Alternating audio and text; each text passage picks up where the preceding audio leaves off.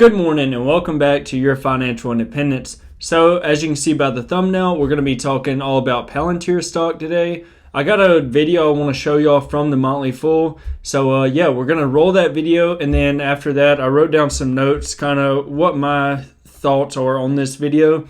And so I can't wait to share my opinions with y'all. So if you got a cold one, go ahead and crack it. Don't forget, subscribe, like, and comment only if you enjoy this content.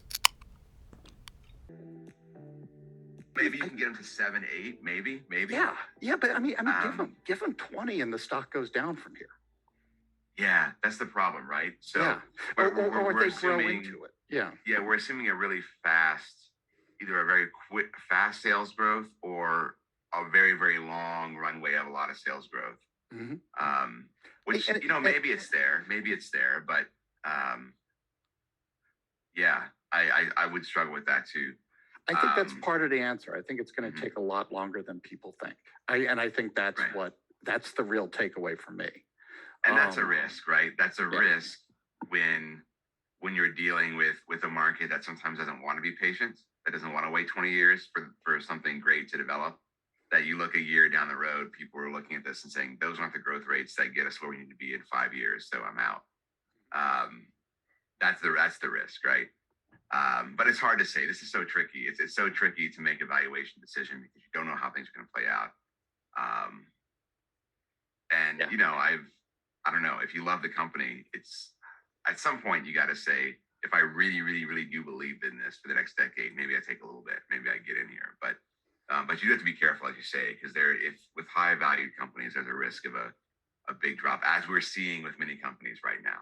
Yeah, and it's so hard to know. I mean, maybe there's a catalyst. Maybe they have a great quarter, but that's more what I think is just it's going to be a slow burn, because I don't think they can magically come up with this wow growth in the next few quarters that are going to make people say, "Oh, wait, no, thesis is justified."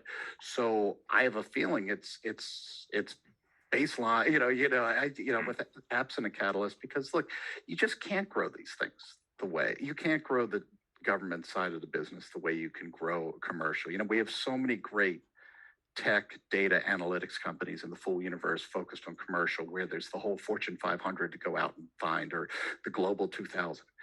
You don't get that sort of growth. You get a lot more stability and you get a lot more predictability, but you can't grow the defense business that side. So it's all on commercial. And again, they are selling a very, very, very nice Rolls Royce, but there's only so often that you need a Rolls Royce, especially if you're a corporate IT department. So, it's not, So first off, I want to go ahead and state at the very beginning, they were basically talking about the sales growth, saying, if it hits 20%, we can see the stock going down, which 100%, yeah, because Alex Karp already said for basically the next 5 years that he's expecting 30% revenue growth over the next 5 years. It is a very high valuation stock. That's the other thing that they said. So we could see a very big pullback. If the S&P dropped, 10-15%, like we're already seeing, a lot of the higher valuation stocks are kind of getting killed. Palantir is no exception. Not as bad as a lot of the other ones like SPACs and stuff, or lower revenue or far out earnings, not profitable companies have been getting hit very hard. And then, so I personally think Palantir, we're going to see 30 to 35% annual revenue growth. Earnings is kind of hard to say on earnings. I don't want to throw any numbers out there because there's just way too many things that can go into effect on that. So in my opinion, this is a company that, I know I say this kind of with a lot of companies, but this really is a company that I do not know when it's going to stop growing. I see Alex Karp saying 30% for the next 5 years.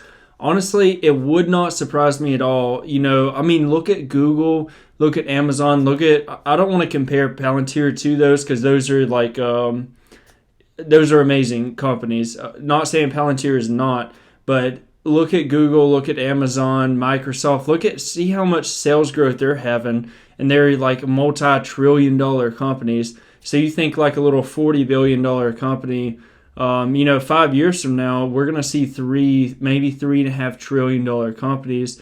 Apple's right there at 3 trillion. So it's not that hard to believe that this company can't see a 30 to 35% sales growth, especially, how much data analytics and stuff like that is going to be in the future. Honestly, I can't see this company in the next 10 years not, at least 30% in the next 10 years. My numbers may change, but as of right now, I could see the next decade 30% every year, which, compound growth is an amazing thing. So now one thing that I want to stress the most out of this video is this is a buy and hold stock. This is not some company you want to hold for a year or two, something like that. You need to know this business in and out, or at least a very good knowledge base of this business. So yeah, you need to know this company in and out, because let's say you halfway know the company and this stock price of $19 or so goes down to $15, $14. Let's say worst case scenario went down to $10. You're going to sell more than likely instead of buying the stock, because you don't know the company that well. You don't know that the stock price is just underperforming the company of, the growth that it's having. So you just need to know this company. That's with any investment. You need to do your own research before you buy into any stock. Don't listen to any YouTuber out here, especially me. And now I want to address the end of that video where they kind of started addressing military and commercial growth. So commercial growth is just now starting out. I mean, we basically just started on that. So, I mean, we still need to see how that goes. I believe it's going to be phenomenal. It may take another year for it to really kick off. But especially bigger, Fortune 500 companies, I believe that's going to kick off in a tremendous way.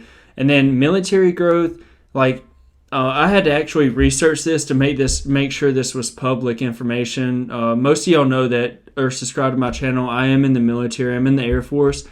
So our main goal right now is basically making sure we don't fall behind on technology, combat abilities with China and Russia. To kind of sum it up, I can't go in any kind of detail with that, but that is the main thing that you can research on the internet.